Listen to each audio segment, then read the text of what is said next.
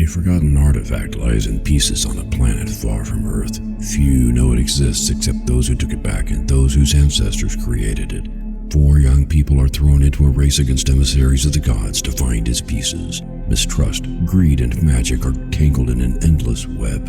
What will the fate be of the universe once it is found and reassembled? Get Scepter of the Gods, The Rod of Truth now on Amazon, and get wrapped up in the saga that will not let you go. You are listening to the best of the Motivational Devotional. This episode originally aired on October 12, 2023, and was titled Foresee. Original episodes of the Motivational Devotional will return Monday, March 4.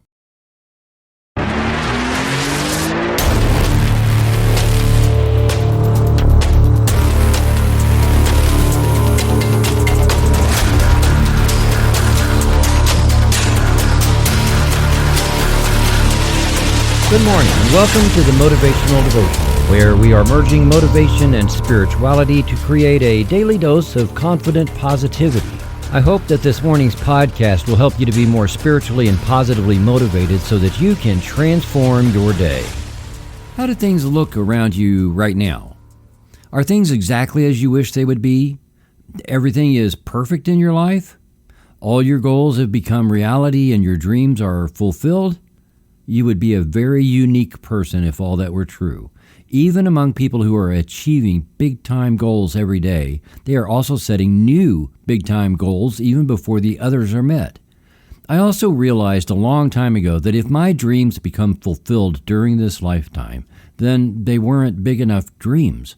The dream should be so far out there that it leads us to shape and form new goals, but the dream itself is something we live into while never quite fully realizing.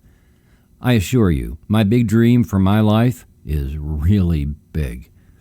I think one of the hard things for people to get is to get a solid grip in the mind of what it means to have a dream while living every day in circumstances and events that are nothing like that dream, and yet to not be attached to the current circumstances and events to the point that we lose sight of the dream. I think of professional athletes who grew up in deeply impoverished circumstances and yet had a big enough dream to push past insurmountable odds into huge success and never let those impoverished circumstances define who they were. They lived in them, but they lived into the dream because they were able to foresee. We interact with other people every day whose circumstances and environment are less than desirable. They might be coworkers, they might be employees where you shop, and they might be customers or patients that you serve. They might even be members of your family.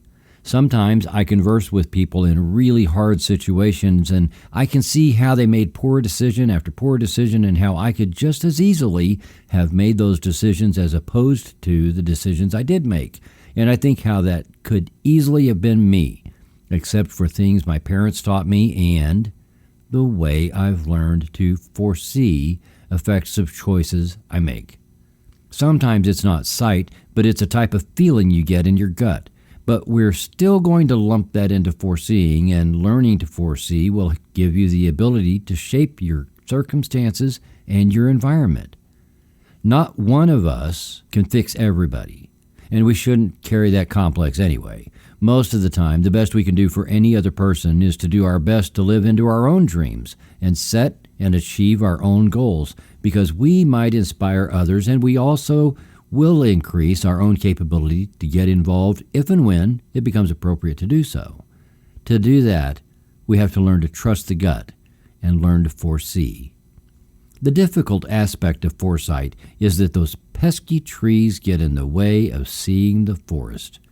We get so engaged in the circumstances of the present and trying to absolutely correctly see what just isn't right that we can't back up a little to be more objective and foresee what the correct picture ought to be.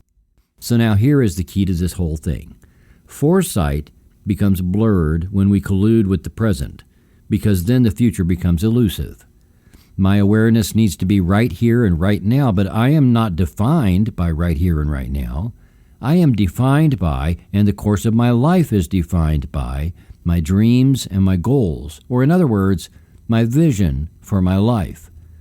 Having that vision is to be able to foresee how things will be, not just how they could be, and not just how I wish things were, but literally how things will be because of my intent. Now, I will have more on relentless intent tomorrow. Here's a little example.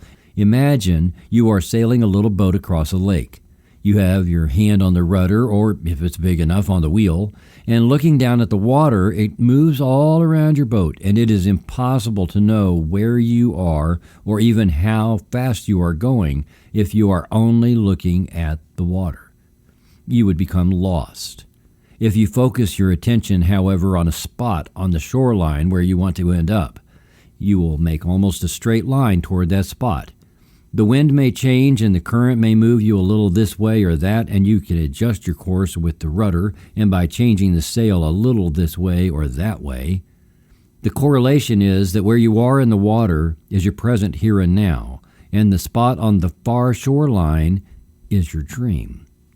When we collude with the present, the future becomes elusive.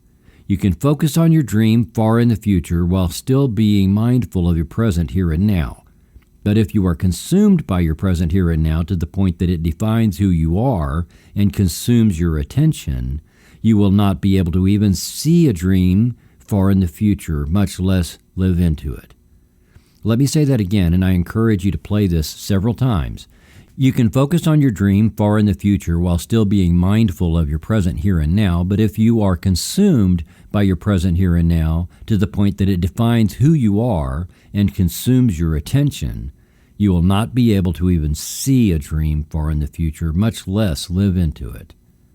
Such a thing isn't so hard, really, but all our cultural influences and people we know point us toward fixing and seeing and maintaining our immediate circumstances, as if that's what responsible people do.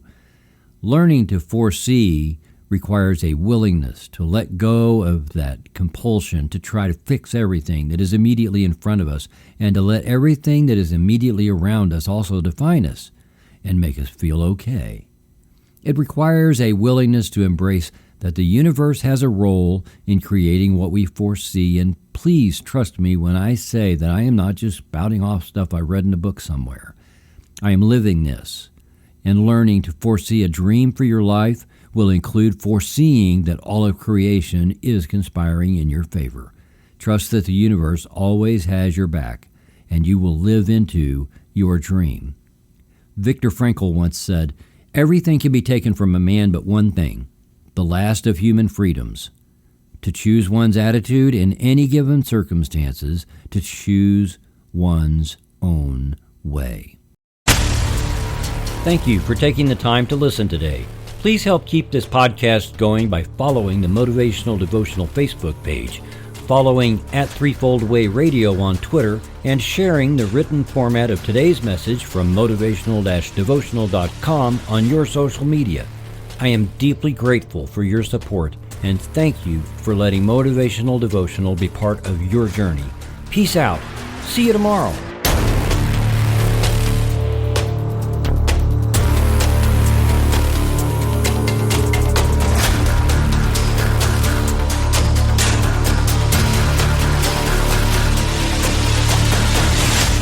Motivational Devotional is a production of Threefold Way Radio, LLC.